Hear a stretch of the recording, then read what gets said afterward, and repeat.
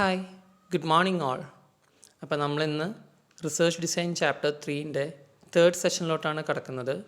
അപ്പോൾ അതേപോലെ before going on with the class നമുക്ക് എന്തായാലും ലാസ്റ്റ് ക്ലാസ് എന്താണ് നമ്മൾ എടുത്തത് നമുക്കൊന്ന് നോക്കാം. അപ്പോൾ ലാസ്റ്റ് ക്ലാസ് നമുക്ക് ഉണ്ടായിരുന്നതായിരുന്നു stages of research design. Stages of research design നമ്മൾ നോക്കിയിട്ടുണ്ടായിരുന്നു സെലക്ഷൻ ഓഫ് എ പ്രോബ്ലം തൊട്ട് കൺട്രോൾ ഓഫ് എറർ വരെയായിരുന്നു. First step selection of a problem, last step control of error. അപ്പോൾ അതിൽ നമ്മളൊരു റിസർച്ച് നമ്മൾ സ്റ്റാർട്ട് ചെയ്യുന്നതിന് മുന്നേ തന്നെ നമ്മൾ അതിൻ്റെ ഒരു systematic and strategic plan create ചെയ്യണം. അപ്പോൾ ആ ഒരു റിസർച്ച് ഡിസൈൻ ക്രിയേറ്റ് ചെയ്യുമ്പോൾ, ആ ഒരു പ്ലാൻ ഓഫ് ആക്ഷൻ ക്രിയേറ്റ് ചെയ്യുമ്പോൾ നമ്മൾ ശ്രദ്ധിക്കേണ്ട കാര്യമായിരുന്നു നമ്മൾ നോക്കിയിരുന്നത്. നെക്സ്റ്റ് നമ്മൾ നോക്കിയ ടോപ്പിക്കായിരുന്നു ഡിസ്ക്രിപ്റ്റീവ് റിസർച്ചും കോസൽ റിസർച്ച്. കോസൽ റിസർച്ച് എന്ന് പറയുന്നത് cause and effect relationship between the variables ആയിരുന്നു കോസൽ റിസർച്ച് നമ്മൾ പറയുന്നത്. അത് കഴിഞ്ഞിട്ടുള്ള ടോപ്പിക്കായിരുന്നു methods of research, survey, observation, experiment. ഇതിൽ സർവേ ആൻഡ് ഒബ്സർവേഷൻ നമുക്ക് ഡിസ്ക്രിപ്റ്റീവ് റിസർച്ചിൻ്റെ അടിയിലോട്ടും എക്സ്പെരിമെൻറ്റ് കോസൽ റിസർച്ചായിട്ട് നമുക്ക് ലിങ്ക് ചെയ്യാൻ സാധിക്കുന്നുണ്ടായിരുന്നു. നെക്സ്റ്റ് നമ്മളെടുത്ത ടോപ്പിക് സർവേ ആയിരുന്നു. സർവേ എന്ന് വെച്ചാൽ ഒരു നോൺ എക്സ്പെരിമെൻ്റൽ ഡിസ്ക്രിപ്റ്റീവ് റിസർച്ച് മെത്തേഡാണ്. എന്തിനു വേണ്ടിയാണ് സർവേ യൂസ് ചെയ്യുന്നത്? In order to collect primary data based on verbal or written communication. അപ്പോൾ ഇന്നത്തെ ക്ലാസ്സിലോട്ട് കിടക്കാം. ഇന്നത്തെ ക്ലാസ്സിൽ നമ്മൾ എടുക്കാൻ പോകുന്ന ടൈപ്സ് ഓഫ് സർവേ ആണ്. രണ്ട് ടൈപ്പാണ് വരുന്നത്, cross sectional survey, longitudinal survey. അപ്പോൾ നോക്കാം. Cross sectional survey, the variables are examined once and the relationship between them are determined. Cross sectional survey ആണ് നമ്മൾ യൂസ് ചെയ്യുന്നതെങ്കിൽ അതിൽ വരുന്ന വേരിയബിൾസ് നമ്മുടെ റിസർച്ച് സ്റ്റഡിയായിട്ട് റിലേറ്റഡ് ആയിട്ട് വരുന്ന വേരിയബിൾസ് ഏതൊക്കെയാണ്? Independent variables, dependent variables, extraneous variable, confounder റിലേഷനിൽ വരുന്ന വേരിയബിൾസൊക്കെ. ആ ടൈപ്പ് ഓഫ് വേരിയബിൾസിന് നമ്മൾ ഒരു വട്ടം ഇൻവെസ്റ്റിഗേഷൻ നടത്തുകയും ഒരു വട്ടം നമ്മൾ പഠിക്കുകയും ലേറ്റർ ഓൺ നമ്മൾ ആ നടത്തിയ ഇൻവെസ്റ്റിഗേഷൻ നമ്മൾ ആ പഠിച്ച് കളക്ട് ചെയ്ത ഡാറ്റനെ ബേസ് ചെയ്തിട്ടായിരിക്കും നമ്മൾ അതിനെ എക്സാമിൻ ചെയ്ത് അനലൈസ് ചെയ്ത് റിസൾട്ട് കൺക്ലൂഷൻ കൊടുക്കുന്നത്. അപ്പോൾ ക്രോസ് സെക്ഷണൽ സർവേ ആണെങ്കിൽ the variables are studied only once, ഒരു വട്ടം മാത്രമേ നമ്മൾ അതിനെക്കുറിച്ച് ഡാറ്റ കളക്ട് ചെയ്യാൻ പോകുന്നുള്ളൂ. പിന്നീട് നമ്മൾ ഫർദർ ഇൻവെസ്റ്റിഗേഷൻ പോകുന്നുണ്ടാവില്ല. ആ ഫസ്റ്റ് ടൈം ഇൻവെസ്റ്റിഗേഷൻ ചെയ്തതിനെ ബേസ് ചെയ്തിട്ടായിരിക്കും നമ്മൾ നമ്മുടെ കൺക്ലൂഷൻ കൊണ്ടുവരുന്നത്. അതാണ് cross sectional survey. The variables are examined only once and on the basis of that the conclusive evidence is provided. ഇനി longitudinal survey ആണെങ്കിൽ the data are gathered over a period of time. The respondents are questioned at different moments in time. നേരത്തെ cross sectional survey നമ്മൾ നോക്കിയിട്ടുണ്ടായിരുന്നു, only once മാത്രമേ നമ്മൾ ഈ വേരിയബിൾസിനെ കുറിച്ച് പഠിക്കുക അല്ലെങ്കിൽ ഡാറ്റ കളക്ട് ചെയ്യുകയൊക്കെ ചെയ്യുന്നുള്ളൂ. പക്ഷേ ലോഞ്ചിറ്റ്യൂഡിനൽ സർവേ ആണ് നമ്മൾ ചെയ്യുന്നതെങ്കിൽ, ലോഞ്ചിറ്റ്യൂഡിനൽ സർവേ മെത്തേഡാണ് നമ്മൾ choose ചെയ്തിരിക്കുന്നതെങ്കിൽ the data, the variables are collected, the information about the variables, the data are collected over a period of time. ഒരു വട്ടമല്ല, ഒരു വർഷം ഈ 2020 നമ്മൾ ഡാറ്റ കളക്ട് ചെയ്തെങ്കിൽ 2021 പിന്നെയും നമ്മൾ പോയിട്ട് സെയിം വേരിയബിൾസിന് ഡിപ്പെൻഡ് ചെയ്തിട്ട് ഡാറ്റ കളക്ട് ചെയ്യുന്നു.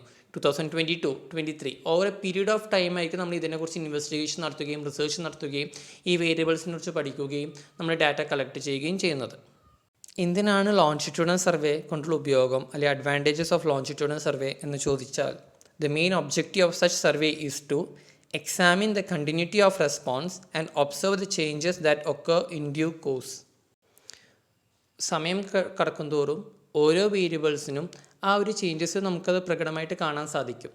ഇപ്പോൾ ഒരു എക്സാമ്പിൾ പറയുകയാണെങ്കിൽ 2000 നമുക്കുണ്ടായിരുന്ന ടൈപ്പ് ഓഫ് മൊബൈൽ ഫോൺസ് അല്ല ഇപ്പോൾ 2020 നമ്മുടെ കയ്യിലുള്ളത്. ഇപ്പോൾ 2020 OnePlus 8 Pro എന്ന് പറഞ്ഞിട്ട് ഫോൺ ഇറങ്ങിയിട്ടുണ്ട്, എക്സ്റേ ഫീച്ചറുള്ള ക്യാമറയായിട്ട്. അപ്പോൾ 2000 നമുക്ക് അങ്ങനത്തെ ഒരു മൊബൈൽ ഫോൺ പോലും നമുക്ക് ചിന്തിക്കാൻ പോലും സാധിക്കില്ലായിരുന്നു. അപ്പോൾ ഓരോ സമയം കടക്കുന്തോറും, ഓരോ വർഷം കടക്കുന്തോറും എല്ലാ വേരിയബിൾസിനും ഒരു മാറ്റം വരും. ആ ഒരു ചേഞ്ച് മനസ്സിലാക്കാൻ വേണ്ടി, ആ ഒരു ചേഞ്ച് ഒബ്സർവ് ചെയ്യാൻ വേണ്ടിയാണ് ദ ലോഞ്ചിറ്റ്യൂഡിനൽ സർവേ നമ്മുടെ മെയിൻ ഒബ്ജക്റ്റീവ് വരുന്നത്. ഓരോ വേരിയബിൾസിൽ വരുന്ന ചേഞ്ചസിന് ഒബ്സർവ് ചെയ്ത് അതിനെക്കുറിച്ച് പഠിക്കുകയാണ്. അതിന് വേണ്ടിയാണ് ലോഞ്ചിറ്റ്യൂഡിനൽ സർവേ നമ്മൾ യൂസ് ചെയ്യുന്നത്. അപ്പോൾ longitudinal survey, such a survey is utilized in order to collect data over a period of time. Longitudinal survey 3 ടൈപ്പായിട്ടാണ് ഡിവൈഡ് ചെയ്തിരിക്കുന്നത്. ഒന്ന് trend studies, cohort studies, panel studies. Trend studies നോക്കാം. Such studies focus on a particular population which is sampled and scrutinized repeatedly. While samples are of the same population, they are not composed of the same people. Trend studies വരുന്ന longitudinal സർവേൻ്റെ base ചെയ്തിട്ടാണ്. Longitude നമ്മൾ പറഞ്ഞിട്ടുണ്ടായിരുന്നു over a period of time. അപ്പോൾ trend ആയാലും കൊഹോർട്ട് studies ആയാലും panel studies ആയാലും എല്ലാ വർഷവും നമ്മൾ ഇതിനെക്കുറിച്ച് ഡാറ്റ കളക്ട് ചെയ്തുകൊണ്ടിരിക്കും. ട്രെൻഡ് സ്റ്റഡീസിൽ വരുന്ന വ്യത്യാസം എന്താണെന്ന് വെച്ചാൽ While samples are of the same population, they are not composed of the same people. ഒരു എക്സാമ്പിൾ പറയാം. ഇപ്പോൾ സെൻറ്റ് ലൂഷ്യസ് കോളേജിലെ BBA ഡിപ്പാർട്ട്മെൻറ്റിനെ കുറിച്ചാണ് ഞാൻ സർവേ ചെയ്യുന്നത്. BBA ഡിപ്പാർട്ട്മെൻറ്റിലെ തേർഡ് ഇയേഴ്സിനെ കുറിച്ചാണ് ഞാൻ സർവേ എടുക്കുന്നത്. Let it be on any topic ആയിക്കോട്ടെ, പക്ഷേ തേർഡ് ഇയേഴ്സിനെ ബേസ് ചെയ്തിട്ടാണ് ഞാൻ സർവേ എടുക്കുന്നത്. അപ്പോൾ 2019 ഉണ്ടായിരുന്ന തേർഡ് ഇയേഴ്സ് അല്ല 2020 തേർഡ് ഇയേഴ്സ്. 2020 അതേ തേർഡ് ഇയേഴ്സ്, അതേ ഇൻഡിവിജ്വൽസ് അല്ല 2021 ഉണ്ടാവുക. അപ്പോൾ എല്ലാ വർഷവും ഞാൻ സർവേ നടത്തുന്നുണ്ട്. ലോഞ്ചിറ്റ്യൂഡിനൽ ട്രെൻഡ് സ്റ്റഡീസാണ് ഞാൻ യൂസ് ചെയ്യുന്നത്. എല്ലാ വർഷവും ഞാൻ സർവേ നടത്തുന്നുണ്ട്. തേർഡ് ഇയേഴ്സ് എന്ന് പറഞ്ഞാൽ ആ ഒരു പോപ്പുലേഷനെ ബേസ് ചെയ്തിട്ടാണ് സർവേ നടത്തുന്നത്. അവിടെ വരുന്ന യൂണിവേഴ്സ് എനിക്ക് തേർഡ് ഇയേഴ്സാണ്. എൻ്റെ റിസർച്ച് ടോപ്പിക്കിലെ യൂണിവേഴ്സ് എന്ന് പറയുന്നത് തേർഡ് ഇയേഴ്സാണ്. പക്ഷേ ആ തേർഡ് ഇയേഴ്സിൻ്റെ അകത്ത് 2019 അല്ലെങ്കിൽ 2020 അല്ലെങ്കിൽ 2021 വരുന്ന ഇൻഡിവിജ്വൽസ് ഓരോ വർഷം മാറിക്കൊണ്ടിരിക്കും. അതാണ് while the samples R of the same population. Third years തന്നെയാണ് എല്ലാ വർഷവും ഞാൻ ഡാറ്റ കളക്ട് ചെയ്യാൻ വേണ്ടി യൂസ് ചെയ്യുന്നത്. തേർഡ് ഇയേഴ്സിനെ കുറിച്ചാണ്. പക്ഷേ they are not compose of the same individuals or same people. 2019 individuals അല്ല 2020 തേർഡ് ഇയേഴ്സ് ആയിട്ട് ഉണ്ടാവുക. 2020 തേർഡ് ഇയേഴ്സ് അല്ല 2021 തേർഡ് ഇയേഴ്സ് ആയിട്ട് ഉണ്ടാവുക. ഇതാണ് ട്രെൻഡ് സ്റ്റഡീസിൽ വ്യത്യാസം വരുന്നത്. The population is same but the people are different. Trend studies നമ്മൾ യൂട്ടിലൈസ് ചെയ്യുന്നത് നമുക്കതിനെക്കുറിച്ച് ട്രെൻഡ് അറിയാൻ വേണ്ടിയാണ്. ഒരു ചേഞ്ച് ഉണ്ടാവുകയാണെങ്കിൽ ആ ചേഞ്ചിനെ കുറിച്ചുള്ളൊരു ട്രെൻഡ് നമുക്കൊന്ന് അനാലിസിസ് നടത്താൻ വേണ്ടിയാണ് ട്രെൻഡ് സ്റ്റഡീസ് നമ്മൾ യൂട്ടിലൈസ് ചെയ്യുന്നത്. ഇപ്പോൾ കുറച്ച് നാൾ മുമ്പേ മൊബൈൽ ഫോൺസ് എന്ന് പറയുമ്പോൾ 2GB റാം അല്ലെങ്കിൽ 3GB റാം അതൊക്കെയായിരുന്നു നമുക്ക് നമ്മുടെ മനസ്സിലുണ്ടായിരുന്ന ഒരു മൊബൈൽ ഫോൺ. 2GB റാം വെച്ചിട്ടൊരു 32GB സ്റ്റോറേജ് സ്പേസ്, ഇതൊക്കെയായിരുന്നു മൊബൈൽ ഫോൺ കുറച്ച് വർഷങ്ങൾക്ക് മുമ്പേ. പക്ഷേ ഇപ്പോൾ ഉള്ള മൊബൈൽ ഫോൺസ് നമുക്ക് നോക്കിയാൽ 2020 വന്നിരിക്കുന്ന മൊബൈൽ ഫോൺസ് നമുക്ക് നോക്കിയാൽ അറിയാം 6GB റാം ഇതൊക്കെയാണ് മിനിമം കപ്പാസിറ്റി വരേണ്ടത്. 6GB റാം, 4000 mAh ബാറ്ററി, അതേപോലെ 256GB സ്പേസ്, ഇതൊക്കെയാണ് സ്പേസ് സ്റ്റോറേജ് വരുന്നത്. ഇതൊക്കെയാണ് നമ്മൾ കൺസ്യൂമേഴ്സ് ആഗ്രഹിക്കുന്ന ഡിമാൻഡ്സ്. അപ്പോൾ ഇതിനെക്കുറിച്ചൊരു ട്രെൻഡ് മനസ്സിലാക്കാൻ വേണ്ടി, ഈ ഒരു ചേഞ്ചസിനെ കുറിച്ചൊരു ട്രെൻഡ് മനസ്സിലാക്കാൻ വേണ്ടിയാണ് ട്രെൻഡ് സ്റ്റഡീസ് നമ്മൾ യൂട്ടിലൈസ് ചെയ്യുന്നത്. അടുത്തതാണ് കൊഹോർട്ട് studies. It focuses on a particular population sampled and studied more than once. A cohort study focuses on the same class but different group. ഇതേ സെയിം എക്സാമ്പിൾ നോക്കാം. സെൻറ്റ് ലൂഷ്യസ് കോളേജിലെ ഞാൻ ഒരു research നടത്തുകയാണ്. കൊഹോർട്ട് study base ചെയ്തിട്ടാണ്. ഓരോ 3 മാസം കൂടുമ്പോഴാണ് ഞാൻ റിസർച്ച് നടത്തുന്നത്. അപ്പോൾ സെൻറ്റ് ലൂഷ്യസ് കോളേജ് തന്നെ, BBA ഡിപ്പാർട്ട്മെൻറ്റ് തന്നെ, തേർഡ് ഇയേഴ്സ് തന്നെ. അപ്പോൾ തേർഡ് ഇയേഴ്സ് ക്ലാസ്സിലെ തേർഡ് ഇയർ സ്റ്റുഡൻസിനെ ഞാൻ ഓരോ ഗ്രൂപ്പായിട്ട് തിരിക്കുന്നു. ടോട്ടൽ 50 സ്റ്റുഡൻസാണ് വരുന്നതെങ്കിൽ 5 ഗ്രൂപ്പായിട്ട്, ഗ്രൂപ്പ് A 10 പേര്, ഗ്രൂപ്പ് B 10, അങ്ങനെ 5 ഗ്രൂപ്പായിട്ട് ടോട്ടൽ 50 സ്റ്റുഡൻസിനെ group A, B, C, D എന്ന് പറഞ്ഞിട്ട് ഞാൻ കാറ്റഗറൈസ് ചെയ്യുന്നു, ഡിവൈഡ് ചെയ്യുന്നു. കൊഹോർട്ട് സ്റ്റഡീസ് ഞാൻ യൂട്ടിലൈസ് ചെയ്യുകയാണെങ്കിൽ cohort study focus on the same class but different group. ഓരോ 3 മാസം കൂടുമ്പോഴാണ് ഞാൻ റിസർച്ച് നടത്തുന്നത്. അപ്പോൾ ആദ്യത്തെ 3 മാസം ഗ്രൂപ്പ് Aൻ്റെ ബേസ് ചെയ്തിട്ട് ഞാൻ റിസർച്ച് നടത്തുന്നു. നെക്സ്റ്റ് മന്ത്, നെക്സ്റ്റ് പീരീഡ് വരുമ്പോൾ, നെക്സ്റ്റ് 3 months വരുമ്പോൾ ഗ്രൂപ്പ് ബീനെ ബേസ് ചെയ്തിട്ടാണ്. അത് കഴിഞ്ഞിട്ടുള്ള 3 മാസം വരുമ്പോൾ ഗ്രൂപ്പ് സീനെ ബേസ് ചെയ്തിട്ടാണ്. അതാണ് സെയിം ക്ലാസ്സാണ്, സെയിം ക്ലാസ് ഓഫ് പോപ്പുലേഷൻ ആയിരിക്കും, പക്ഷേ ഡിഫറെൻറ്റ് ഗ്രൂപ്പ്സ് ആയിരിക്കും. അപ്പോൾ എൻ്റെ റിസർച്ചിൽ വരുന്ന ഇൻഡിവിജ്വൽസ് ആരാണ്, എൻ്റെ റിസർച്ചിൽ വരുന്ന വേരിയബിൾസ് ആരൊക്കെയാണ്, വേരിയബിൾസ് എന്തൊക്കെയാണ്, ഫാക്ടേഴ്സ് എന്തൊക്കെയാണ്, അവരെ ഞാൻ ഡിവൈഡ് ചെയ്യുന്നു, ഗ്രൂപ്പായിട്ട് ഡിവൈഡ് ചെയ്തിട്ട്. കൊഹോർട്ട് സ്റ്റഡി ബേസിസ് ആണെങ്കിൽ സെയിം ഡിപ്പെൻഡൻറ്റ് വേരിയബിൾസ് ആയിരിക്കും, സെയിം ഇൻഡിപെൻഡൻറ്റ് വേരിയബിൾസ് ആയിരിക്കും, പക്ഷേ ഡിഫറെൻറ്റ് ഗ്രൂപ്പിനെ ബേസ് ചെയ്തിട്ടായിരിക്കും ഞാൻ റിസർച്ച് നടത്തുക. അടുത്ത് നോക്കാം panel studies. It involves collecting the data from the same sample of individuals over time. That sample is called a panel and such studies are called panel studies. Panel studies പറയുന്നത് it involves collecting the data from the same sample of individuals over time. 2019 ഞാനൊരു 10 പേരെ choose ചെയ്തു എൻ്റെ respondents ആയിട്ട്, എൻ്റെ variables ആയിട്ട്, എൻ്റെ individuals ആയിട്ട്. 2020 കടക്കുമ്പോഴും അതേ 10 പേര് തന്നെയായിരിക്കും എൻ്റെ റെസ്പോണ്ടൻസ്. അതേ 10 പേരുടെ അടുത്തേക്ക് ഞാൻ ഇതേ കാര്യങ്ങൾ ചോദിക്കുക. 2021 കടക്കുമ്പോഴും ഈ ആദ്യം 2019 ചൂസ് ചെയ്ത 10 പേര് തന്നെയാകും 2020 ഉണ്ടാവുക. 2021 ഇതേ 10 പേര് തന്നെ. 2022, 23, 24 ഈ വർഷങ്ങൾ ഇങ്ങനെ ഓരോ വർഷം കടക്കും തോറും നമുക്കറിയാം ലോഞ്ചിറ്റ്യൂഡിനൽ സർവേ ആണ്, ഓവർ എ പീരീഡ് ഓഫ് ടൈമാണ്. അപ്പോൾ പാനൽ സ്റ്റഡീസ് എന്ന് നോക്കുമ്പോൾ ഓരോ വർഷം കടക്കും തോറും ഞാൻ ആദ്യം സെലക്ട് ചെയ്ത 10 പേര് തന്നെയായിരിക്കും പിന്നീടും എല്ലാ വർഷവും ഞാൻ യൂസ് ചെയ്യുക എൻ്റെ റിസർച്ചിന് വേണ്ടി, എൻ്റെ റെസ്പോണ്ടൻസ് ആയിട്ട്. ഇതിലൊരു ഡിസഡ്വാൻറ്റേജ് എന്ന് വെച്ചാൽ, അതിന് മുന്നേ ഒരു കാര്യം, നമ്മൾ സെലക്ട് ചെയ്ത 10 പേര് അവരെ സാമ്പിൾ എന്ന് വിളിക്കും. ആ സാമ്പിൾ പാനൽ സ്റ്റഡീസ് നമ്മൾ നോക്കുമ്പോൾ പാനൽ എന്ന് വിളിക്കും. ഞാൻ ആദ്യം സെലക്ട് ചെയ്ത 10 പേരാണ് എൻ്റെ റിസർച്ചിന് റിലേറ്റഡ് ആയിട്ടുള്ള സാമ്പിൾസ് എന്ന് പറയുക. ആസ് പെർ പാനൽ സ്റ്റഡീസ് ആ സാമ്പിളിനെ നമ്മൾ പാനൽ നിന്ന് വിളിക്കും.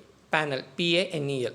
ഓക്കെ, അപ്പോൾ പാനൽ സ്റ്റഡീസിൻ്റെ ഒരു ഡിസഡ്വാൻറ്റേജ് എന്താണെന്ന് വെച്ചാൽ such studies are expensive, takes a lot of time and suffer high attrition rate.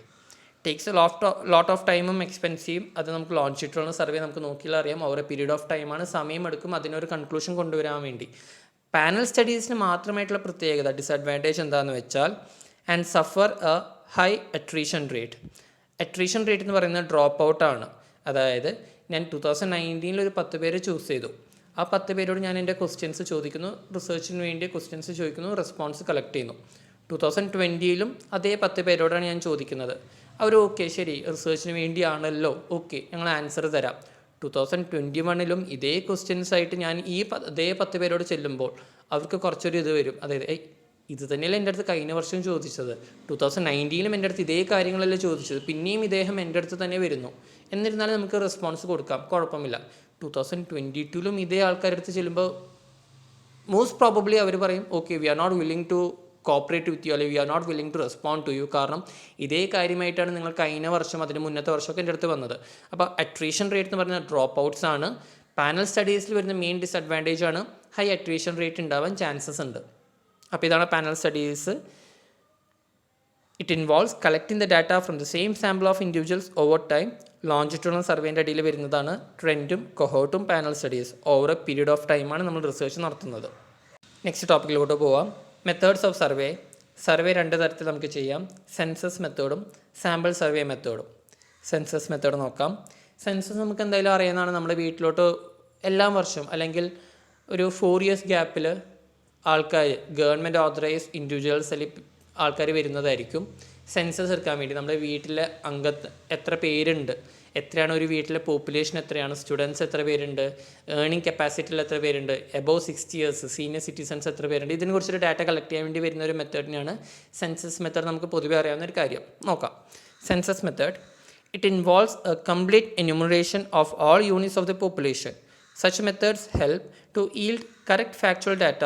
Intensive studies are also possible. Census sample മെത്തേഡാണ് നമ്മൾ യൂസ് ചെയ്യുന്നത്. സെൻസസ് സർവേ മെത്തേഡ് നമ്മൾ യൂസ് ചെയ്യുന്നതെങ്കിൽ ഒരു പർട്ടിക്കുലർ ടോപ്പിക്കിനെ കുറിച്ച് പഠിക്കുമ്പോൾ അവിടെ വരുന്ന ന്യൂമറിക്കൽ ടേംസിൽ വരുന്ന ഡാറ്റ എന്തൊക്കെയാണ് അതൊക്കെ നമുക്ക് കളക്ട് ചെയ്യാൻ സാധിക്കുന്നു. ഹൗസ് പോപ്പുലേഷൻ ആണെങ്കിൽ എത്ര പേരുണ്ട്, 4 പേര്. ആ 4 പേരിൽ എത്ര സ്റ്റുഡൻസ് ഉണ്ട്, 2 പേര്. എത്ര വർക്കിംഗ് പീപ്പിൾ ഉണ്ട്, 2 പേര്. അങ്ങനെ കറക്റ്റായിട്ടുള്ള ന്യൂമറിക്കൽ ടേംസിൽ നമുക്ക് ഡാറ്റ കളക്ട് ചെയ്യാൻ സാധിക്കും സെൻസസ് മെത്തേഡ് ആണെങ്കിൽ. ഇവിടെ intensive studies are also possible എന്ന് ഞാൻ പറഞ്ഞിട്ടുണ്ടായിരുന്നു. ഇൻറ്റൻസീവ് സ്റ്റഡി അല്ലെങ്കിൽ എക്സ്റ്റെൻസീവ് സ്റ്റഡി എന്ന് ഞാൻ പറഞ്ഞത്, ഇൻറ്റൻസീവ് സ്റ്റഡി നമ്മൾ നേരത്തെ നോക്കിയിട്ടുള്ള ഒരു കാര്യമാണ്. ഒരു പർട്ടിക്കുലർ ഏരിയ മാത്രം ഫോക്കസ് ചെയ്ത് നമുക്ക് നോക്കാം. അതായത് എൽത്തുരുത്ത് എന്ന് പറഞ്ഞ ഒരു ഏരിയ മാത്രം ഫോക്കസ് ചെയ്തിട്ട് വേണമെങ്കിൽ നമുക്ക് റിസർച്ച് നടത്താം. സെൻസസ് മെത്തേഡാണ് നമ്മൾ യൂട്ടിലൈസ് ചെയ്യുന്നതെങ്കിൽ ഒരു ഏരിയ മാത്രം ഫോക്കസ് ചെയ്ത്, അതായത് ഇൻറ്റൻസീവ് സ്റ്റഡി നമുക്ക് യൂട്ടിലൈസ് ചെയ്യാം എൽത്തുരുത്ത്, ഒളരി അല്ലെങ്കിൽ വെസ്റ്റ് ഫോർട്ട്, ഇങ്ങനെ പറഞ്ഞ ഓരോ ഏരിയാസ് മാത്രം ഫോക്കസ് ചെയ്തിട്ട് അവിടെയുള്ള വീടുകളുടെ സർവേ നമുക്ക് വേണ്ടി നടത്താം. അവിടെ എത്ര പേരുണ്ട്, അവിടെ ആ ഒരു എൽത്തുരുത്ത് ഏരിയയിൽ എത്ര പേര് താമസിക്കുന്നുണ്ട്, അവിടെ എത്ര പേര് വർക്കിംഗ് പീപ്പിൾ ഉണ്ട്, എത്ര സ്റ്റുഡൻസ് ഉണ്ട്, എങ്ങനെയാണ് ബസ്സുകൾ, എത്ര നമ്പർ ഓഫ് ബസ്സസ് ആണ് ഓടുന്നത്, ഏത് സമയമാണ്, ഇതിനുള്ള കറക്റ്റായിട്ടുള്ള ന്യൂമറിക്കൽ ടേംസിൽ ഡാറ്റ കളക്ട് ചെയ്യാം if we are using census method. It involves a great deal of money and time. Large number of enumerators is needed to collect data. ഇതാണ് ഇതിൻ്റെ ഒരു ഡിസഡ്വാൻറ്റേജ് വരുന്നത്. സെൻസസ് മെത്തേഡാണെങ്കിൽ നമ്മൾ ഓരോ വീട്ടിലോട്ടും കയറി ചെന്നിട്ടാണ് ഡാറ്റ കളക്ട് ചെയ്യുന്നത്. ഓരോ വ്യക്തികളുടെ അടുത്തും ചോദിച്ചിട്ടാണ് നമ്മൾ ഡാറ്റ കളക്ട് ചെയ്യുന്നത്. സമയം, ക്യാഷ്, മണി, അതേപോലെ എനർജിയും ഇതെന്തായാലും കുറച്ചധികം വേണം നമ്മുടെ കയ്യിൽ. അതേപോലെ തന്നെ it also requires A large number of enumerators. Enumerators എന്ന് പറഞ്ഞാൽ നമുക്ക് ഈ റിസർച്ച് നടത്താൻ വേണ്ടി നമ്മൾ യൂസ് ചെയ്യുന്ന അസിസ്റ്റൻസ് ആണ്, അല്ലെങ്കിൽ നമുക്ക് ഇൻവെസ്റ്റിഗേഷൻ നടത്താൻ വേണ്ടി നമ്മൾ യൂസ് ചെയ്യുന്ന ഇൻവെസ്റ്റിഗേറ്റേഴ്സാണ്. അപ്പോൾ ഒരു ഏരിയ കവർ ചെയ്യണമെങ്കിൽ, എൽത്തുരുത്ത് എന്ന് പറഞ്ഞ ഒരു ഏരിയ കവർ ചെയ്യണമെങ്കിൽ 10 ദിവസത്തിനുള്ളിൽ തന്നെ നമ്മൾ എല്ലാ വീടുകളും കയറുന്നുണ്ടെങ്കിൽ ഒരാൾ വെച്ച് അത് പോസിബിൾ ആയിരിക്കില്ല. 10 ദിവസം പോരാ, 2 ആൾ വെച്ചും പോസിബിൾ ആയിരിക്കില്ല. എല്ലാ വീട്ടിലോട്ടും നമ്മൾ കയറി ചെല്ലണം. അപ്പോൾ മിനിമം ഒരു 5 to 6 number of people, number of investigators നമ്മുടെ കയ്യിൽ വേണം, നമ്മുടെ ടീമിൽ വേണം, നമ്മുടെ അസിസ്റ്റൻസ് ആയിട്ട് നമുക്ക് വേണം in order to complete the data collection within the prescribe time. അപ്പോൾ ഈ പറഞ്ഞ സെൻസസ് മെത്തേഡിലൊരു ഡിസഡ്വാൻറ്റേജ് ആണ് it involves a great deal of money, time and energy and also a large number of enumerators is required to collect the data. അപ്പോൾ എപ്പോഴാണ് census method കുറച്ചുകൂടി better ആയിട്ട് opt ചെയ്യാൻ സാധിക്കുന്നത്? When the universe is small census method is adoptable. നമ്മൾ collect ചെയ്യാൻ പോകുന്ന data 10 പേരിൻ്റെ അടുത്തു നിന്നാണെങ്കിൽ അത് അപ്പോൾ സെൻസസ് മെത്തേഡാണ് കുറച്ചുകൂടി എളുപ്പം. നമ്മൾ കളക്ട് ചെയ്യാൻ പോകുന്ന ഡാറ്റ 100 പേരുടെ അടുത്തു നിന്നാണെങ്കിൽ സെൻസസ് മെത്തേഡ് ആണെങ്കിൽ നമ്മൾ ഈ അടുത്തൊന്നും തീരില്ല. അപ്പോൾ when the population is small census method adopting is acceptable. Next ടോപ്പിക്കാണ് sample survey method. A sample is a smaller representation of a large unit or value. It is a part of universe or population we select for the purpose of research. ഒരു example പറയാം. അതായത് ഇപ്പോൾ നമ്മുടെ population അല്ലെങ്കിൽ നമ്മുടെ റിസർച്ചിന് വരുന്ന whole area എന്ന് പറയുന്നത് തൃശ്ശൂർ എന്ന് പറഞ്ഞൊരു ഏരിയ ആണ്. അതാണ് നമ്മുടെ പോപ്പുലേഷൻ അല്ലെങ്കിൽ നമ്മുടെ യൂണിവേഴ്സ് വരുന്നത്. നമ്മളിവിടെ സാമ്പിൾ നോക്കുകയാണെങ്കിൽ തൃശ്ശൂർ പറഞ്ഞൊരു ഏരിയ, തൃശ്ശൂരിൻ്റെ ഡിസ്ട്രിക്റ്റിന് ഒരു ചെറിയൊരു ഏരിയ മാത്രം നമ്മൾ ഫോക്കസ് ചെയ്ത് നമ്മൾ റിസർച്ച് നടത്തുന്നു. എൽത്തുരുത്താണ് നമ്മുടെ സാമ്പിൾ വരിക, അല്ലെങ്കിൽ ഒളരിയാണ് നമ്മുടെ സാമ്പിൾ വരിക.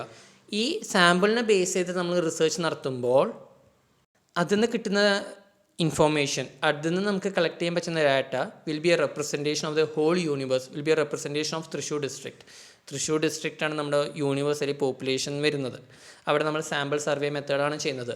സാമ്പിൾ സർവേ മെത്തേഡ് ചെയ്യുകയാണെങ്കിൽ നമുക്ക് നമ്മുടെ യൂണിവേഴ്സലി പോപ്പുലേഷന് ഒരു ചെറിയൊരു പാർട്ട്, ഒരു സാമ്പിൾ നമുക്ക് വേർതിരിച്ചെടുക്കാം. വേറിൻ ആ ഒരു സാമ്പിളിൽ മാത്രം നമ്മൾ നമ്മുടെ റിസർച്ച് നടത്തുകയും ആ ഒരു സാമ്പിളിൽ നിന്ന് കിട്ടുന്ന ഇൻഫർമേഷൻ, ആ സാമ്പിൾ നമ്മൾ കളക്ട് ചെയ്യുന്ന ഡാറ്റ അത് തന്നെയാകാം ഹോൾ യൂണിവേഴ്സ് നമ്മൾ കളക്ട് ചെയ്താൽ നമുക്ക് കിട്ടുന്ന ഇൻഫോർമേഷൻ നമ്മൾ കമ്പയർ ചെയ്ത് നമ്മളത് അനലൈസ് ചെയ്ത് വെക്കുന്നു. Will be a representation of the whole total universe. അപ്പോൾ സാമ്പിൾ സർവേ മെത്തേഡിൽ പറയുന്നത് a sample is a smaller representation of a large unit of value. Thrissur എന്ന് പറഞ്ഞ ഹോൾ യൂണിവേഴ്സ് അല്ലെങ്കിൽ പോപ്പുലേഷനെ റെപ്രസെൻറ്റ് ചെയ്തിട്ടാണ് നമ്മൾ എൽത്തുരുത്ത് എന്ന് പറഞ്ഞ ഒരു ഏരിയ, ഒരു സാമ്പിൾ മാത്രം നമ്മൾ ഫോക്കസ് ചെയ്ത് നമ്മൾ റിസർച്ച് നടത്തുന്നത്. ഈ എൽത്തുരുത്ത് എന്ന് പറഞ്ഞ ഏരിയയിൽ നിന്ന് കിട്ടുന്ന അതേ ഇൻഫോർമേഷൻ തന്നെയാകും തൃശ്ശൂർ എന്ന് പറഞ്ഞ ഹോൾ വലിയൊരു ഏരിയയിൽ നമ്മൾ കവർ ചെയ്ത് നമുക്ക് കിട്ടുന്ന ഇൻഫോർമേഷൻ നമ്മൾ ഗസ് ചെയ്തിട്ടാണ് നമ്മൾ മുന്നോട്ട് പോകുന്ന റിസർച്ച്. സാമ്പിൾ സർവേൻ്റെ അഡ്വാൻറ്റേജസ് നോക്കാം. Helps to collect a lot of information from different type of individuals, useful to verify theories, helps to draw generalization about large population on the basis of their representative sample. നമ്മൾ എടുത്തിരിക്കുന്ന sample whole പോപ്പുലേഷനിൽ നമ്മൾ choose ചെയ്ത ചെറിയൊരു sample area, ആ sample ഏരിയയിൽ നമ്മൾ നടത്തുന്ന റിസർച്ചിനെ base ചെയ്തിട്ട് നമുക്ക് കിട്ടുന്ന ഇൻഫോർമേഷൻ അതേ ഇൻഫോർമേഷൻ തന്നെയാകും നമുക്ക് whole larger population, larger universe നമ്മൾ ഇൻഫോർമേഷൻ കളക്ട് ചെയ്താൽ കിട്ടുന്ന അതേ ഡാറ്റ. ഇതിനെ ബേസ് ചെയ്തിട്ടാണ് നമ്മൾ ഫർദർ ഇൻവെസ്റ്റിഗേഷൻ പോകുന്നത്. അപ്പോൾ നമ്മൾ സാമ്പിൾ സർവേ മെത്തേഡാണ് നമ്മൾ റിസർച്ചിൻ്റെ മെത്തേഡായിട്ട് നമ്മൾ യൂസ് ചെയ്യുന്നതെങ്കിൽ ആ ഒരു സാമ്പിളിന് മാത്രമേ നമ്മൾ റിസർച്ച് നടത്തുകയും ആ ഒരു ബേസ് ചെയ്തിട്ടാണ് നമ്മൾ ടോട്ടൽ ജനറൽ സ്റ്റേറ്റ്മെൻറ്റ്സ് അല്ലെങ്കിൽ റെപ്രസെൻറ്റേഷൻ കൊണ്ടുവരുന്നത്. അതായത് തൃശ്ശൂർ പറഞ്ഞൊരു ഏരിയ സാമ്പിൾ റിസർച്ച് നടത്തിയാലും ഇതേ ഇൻഫോർമേഷൻ നമുക്ക് ലഭിക്കുകയാണ്. ഇപ്പോൾ എൽത്തുരുത്ത് എന്ന് പറഞ്ഞ സാമ്പിൾ ഏരിയ നമ്മൾ നോക്കുമ്പോൾ എൽത്തുരുത്തിൽ 100 സ്റ്റുഡൻസാണ് വരുന്നത്. അതേപോലെ 200 വർക്കിംഗ് എംപ്ലോയീസാണ് വരുന്നത്. നമ്മൾ ഡാറ്റ കളക്ട് ചെയ്തപ്പോൾ നമുക്ക് കിട്ടിയ ഇൻഫോർമേഷനാണ്. അപ്പോൾ നമ്മൾ സാമ്പിൾ സർവേ മെത്തേഡാണ് യൂസ് ചെയ്യുന്നത്.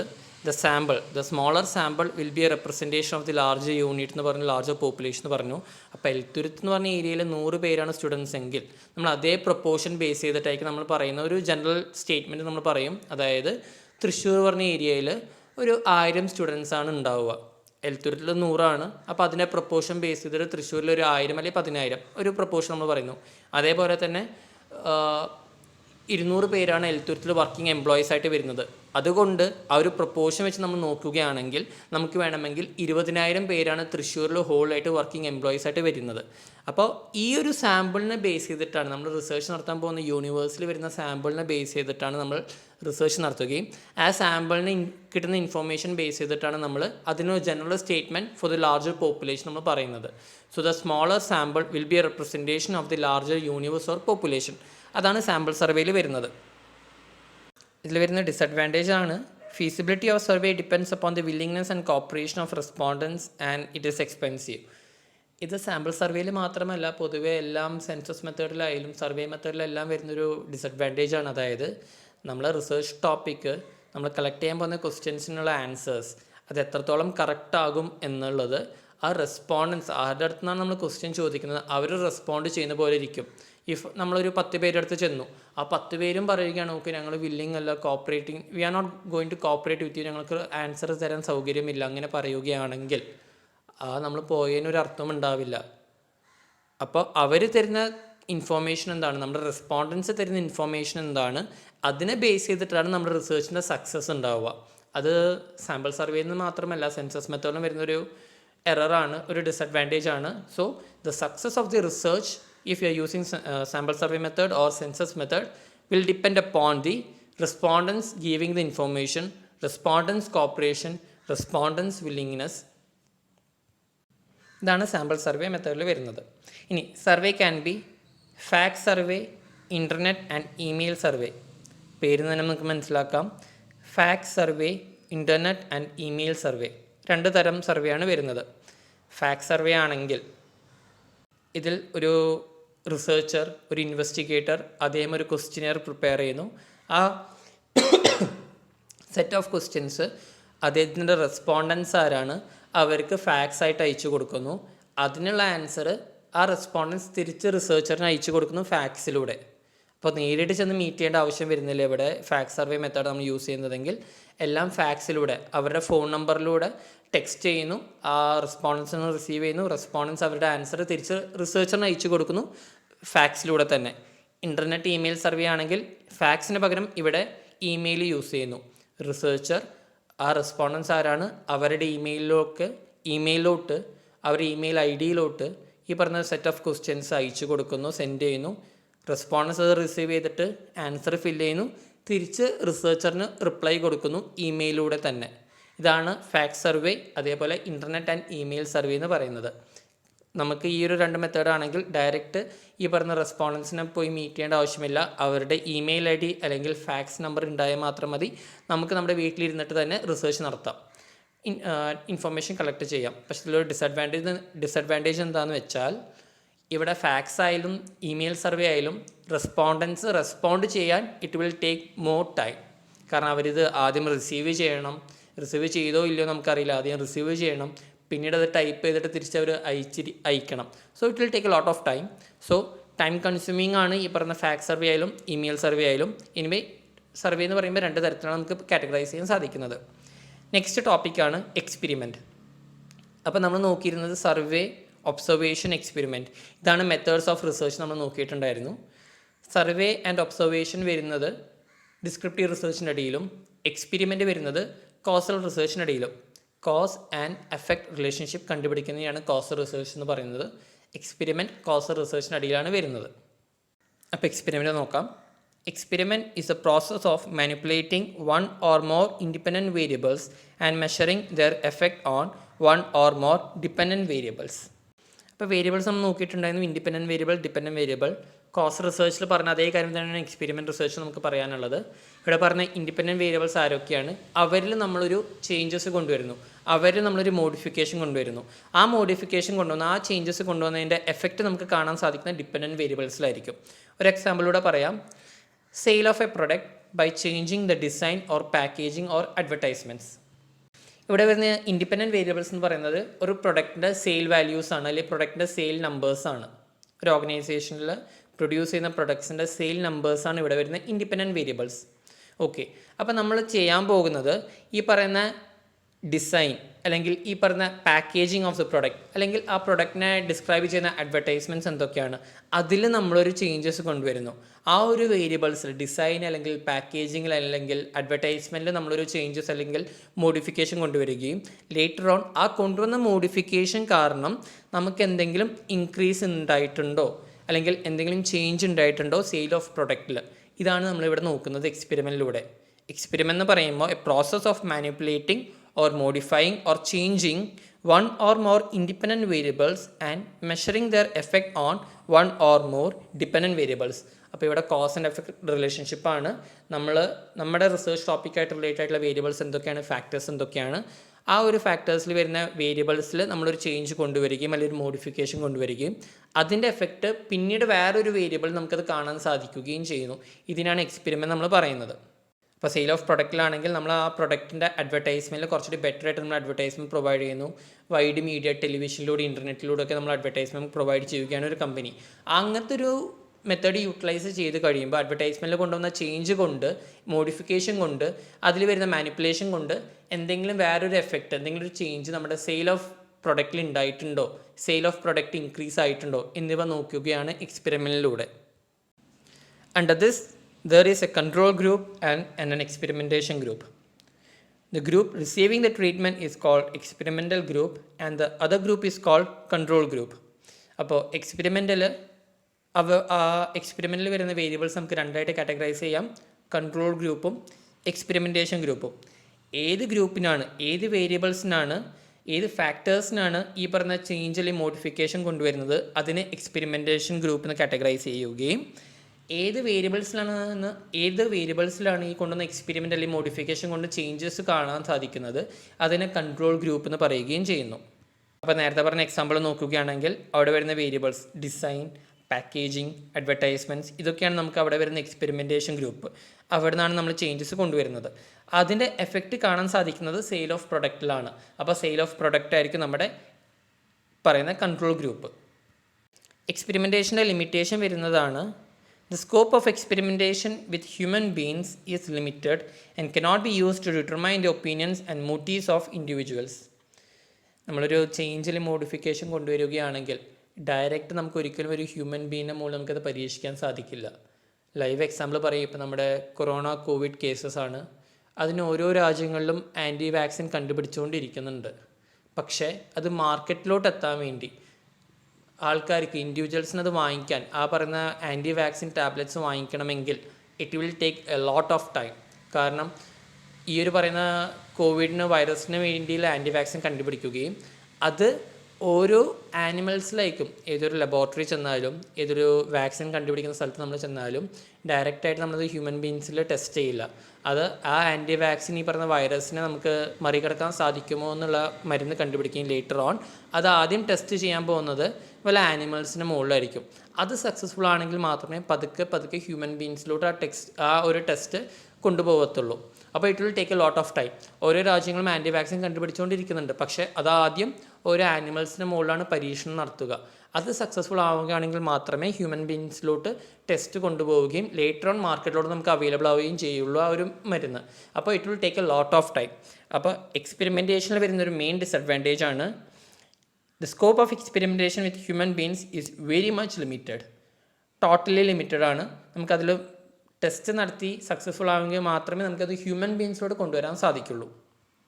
അതേപോലെ എക്സ്പെരിമെൻറ്റേഷൻ നടത്തുകയാണെങ്കിൽ നമുക്ക് ഒരാളുടെ ഒപ്പീനിയനോ മോട്ടീവോ ഇൻറ്റൻഷനോ, ഒരു വ്യക്തിയുടെ ഒപ്പീനിയൻ, ഒരു വ്യക്തിയുടെ മോട്ടീവ് അല്ലെങ്കിൽ ഇൻറ്റൻഷൻ നമുക്ക് മനസ്സിലാക്കാൻ സാധിക്കില്ല.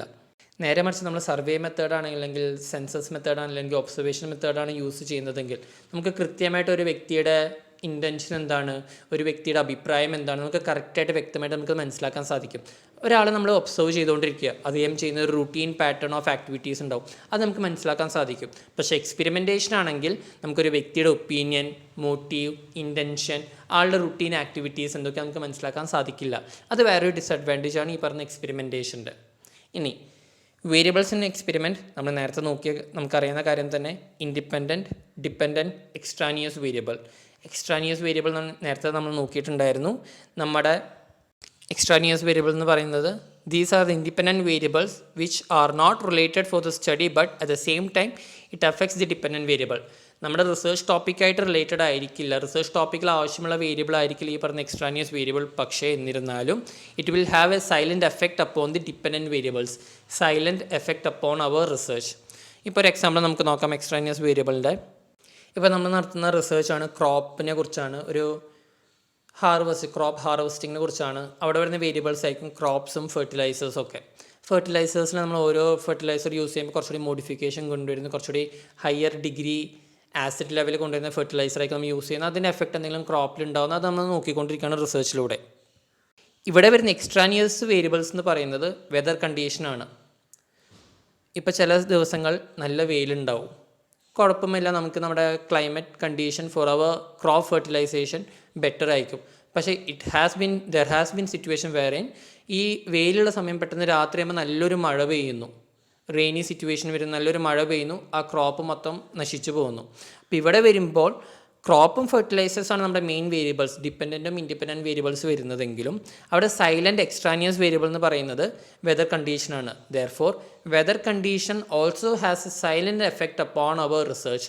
Weather condition also has a silent effect upon the dependent and independent variables. അതാണ് എക്സ്ട്രാനിയസ് വേരിയബിൾസ് എന്ന് പറയുന്നത്.